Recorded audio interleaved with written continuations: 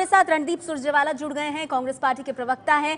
रणदीप जी, आप क्या कहेंगे? क्योंकि दिल्ली पुलिस की भूमिका पर गंभीर सवाल उठते हैं। अगर पुलिस के इतने जवान वहां सुरक्षा देने के लिए मौजूद हैं, तो उनकी निगरानी में कन्हैया कुमार पर यह हमला हुआ कैसे?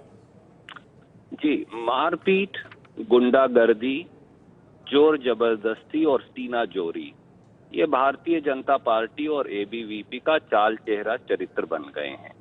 हर व्यक्ति जो भारतीय जनता पार्टी या मोदी सरकार से असहमत होगा, या वो पाकिस्तान चला जाए, या वो देशद्रोही बन जाएगा, या फिर उसे पीटा जाएगा। परसों भी जिस प्रकार से निर्दयता से पत्रकारों को मारा पीटा गया, उसके बावजूद सुप्रीम कोर्ट ने स्पष्ट आदेश जारी किए।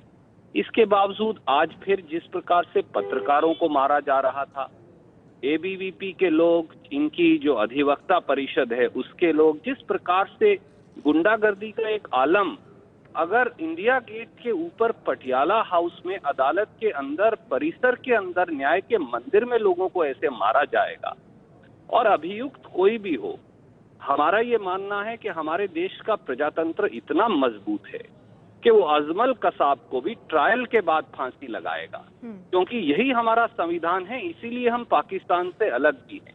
हम अपने विरोधी को, हम अपने दुश्मन को भी संपूर्ण न्याय देकर सजा देंगे।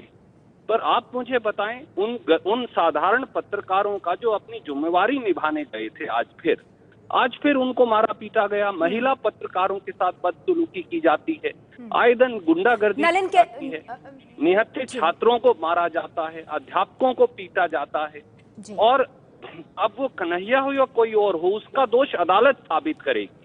एबीपी या बीजेपी अब खंबे से टांग कर लोगों को फांसी नहीं दे सकते इस देश में। शुक्रिया आपका रणदीप सुरजेवाला जी, हमारे साथ जुड़ने के लिए। कांग्रेस पार्टी जो आरोप लगा रही है कि अगर आप मोदी सरकार या बीजेपी की नीतियों से समर्थन नहीं रखते हैं, वो सोच नहीं रखते, तो फिर आपका यही हाल होगा। लेकिन पटियाला हाउस कोर्ट की ये तस्वीरें आप देखिए, वकीलों की गुंडागर्दी और पुलिस क्यों खामोश, ये बड़ा सवाल उठ रहा है। आपको बता दें, इस पूरे घटनाक्रम से गंभीर सवाल खड़े हो रहे हैं, और वो सवाल हम आपके सामने रख रहे हैं।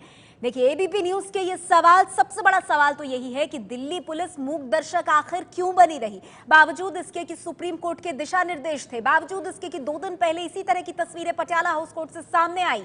दूसरा सवाल, कोर्ट परिसर में मौजूद 400 पुलिस वालों ने किया क्या?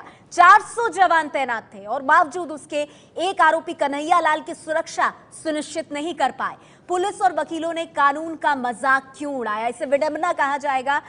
पुलिस और वकील दोनों कानून के रक्षक, लेकिन फिलहाल असहाय दिखाई दे रही है पुलिस वकीलों के सामने। कन्हैया कुमार, जो कि जिस पर हमला हुआ है कोर्ट परिसर के भीतर, ये तस्वीरें आप तब की देख रहे हैं जब देखिए इतनी बड़ी संख्या में पुलिस बल यहां मौजूद है, लेकिन किस तरह से बड़ी मुश्किल से बचाते हुए कन्हैया कुमार को अंदर ले जाया गया कोर्ट रूम के। लेकिन उससे पहले कन्हैया कुमार पर हमला हो चुका था। जेएनयू छात्र संघ का अध्यक्ष कन्हैया कुमार, 2 दिन पहले जब उसकी पेशी हुई थी, तब भी मारपीट की तस्वीरें यहां सामने आई थी, पत्रकारों को पीटा गया था, जेएनयू के छात्रों और शिक्षकों के साथ बदतमीजी हुई थी। उसके बाद ये सवाल उठ रहा था कि दिल्ली पुलिस तैनात थी तो थी कहां, और आज भी देखिए घूम फिरकर वही सवाल उठ रहा है कि 400 की संख्या में अगर पुलिस बल पटियाला हाउस कोर्ट में तैनात है, अगर आज ही सुप्रीम कोर्ट ने यह भरोसा मांगा पुलिस से कि वो सुरक्षा सुनिश्चित करे वहां, तो फिर इतनी बड़ी चूक कैसे? आपको यह भी बता दें कि सुप्रीम कोर्ट ने इस मामले का संज्ञान लिया है। यह मामला इतना गंभीर हो गया है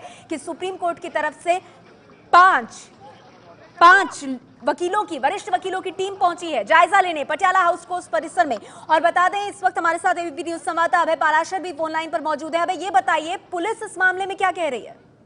देखिए, पुलिस का नेहा इस मामले में कहना है कि जैसे ही कन्हैया को 6 नंबर गेट से एंट्री कराई गई, उस दौरान, क्योंकि काफी ज्यादा वहां पर जो वकील थे वो वहां पर मौजूद थे, उन लोगों ने काफी हंगामा किया और पकड़ने की कोशिश की, अटैक करने की कोशिश की कन्हैया के ऊपर। लेकिन क्योंकि पुलिस की काफी फोर्स भी यहाँ पर थी, करीब 400 जवान यहाँ पर मौजूद थे सुरक्षा के लिहाज से, तो वो कन्हैया को बचाते हुए अंदर ले गए। पुलिस का ये बोलना है कि अटैक करने की कोशिश जरूर हुई थी, लेकिन कोशिश में कामयाब नहीं हुए थे वकील। करीब 8 से 10 वकील थे जो इकट्ठा कन्हैया की तरफ बढ़े थे, लेकिन पुलिस वहां से बचाते हुए ले गई। फिलहाल पुलिस का ये तर्क है इस पूरी खबर पर। अब है, आप ये कह रहे हैं कि दिल्ली पुलिस इस बात से इनकार कर रही है कि वकीलों ने कन्हैया की पिटाई की, हमला किया कन्हैया पर?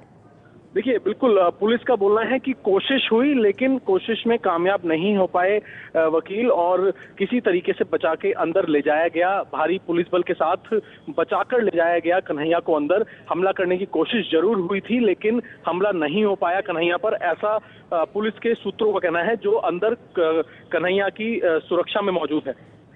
शुक्रिया अभय आपका इस जानकारी के लिए। अभय पाराशर जानकारी दे रहे हैं दिल्ली पुलिस का पक्ष सामने रखते हुए कि दिल्ली पुलिस के सूत्रों के हवाले से यह खबर आ रही है कि पुलिस ये कह रही है कि कन्हैया पर हमला नहीं हुआ, हमला करने की कोशिश की गई थी। 8 से 10 वकील मौजूद थे, हमला करने के लिए आगे बढ़े थे, लेकिन बचते बचाते कन्हैया को अंदर ले जाया गया। हालांकि आपको ये भी जानकारी दे दें कि खबर यही आई है कि कन्हैया की पिटाई हुई है। अब से थोड़ी देर पहले एबीपी न्यूज संवाददाता अंकित गुप्ता से जब हमने बात की तो उन्होंने बताया कि किस तरह से वकील जो थे उन्होंने एक तरह से घेरा पुलिस के चारों तरफ बना लिया था और कन्हैया के साथ मारपीट हुई। कन्हैया कुमार जो इस वक्त कोर्ट रूम के भीतर मौजूद है और यह मामला इतना गंभीर हो गया है कि सुप्रीम कोर्ट ने भी वरिष्ठ वकीलों की एक टीम भेजी है पटियाला हाउस कोर्ट में। हालांकि दिल्ली पुलिस ये कह रही है कि कन्हैया पर हमले की कोशिश हुई है, हमला नहीं हुआ और दिल्ली पुलिस बचते बचाते कन्हैया को कोर्ट रूम के भीतर ले गई।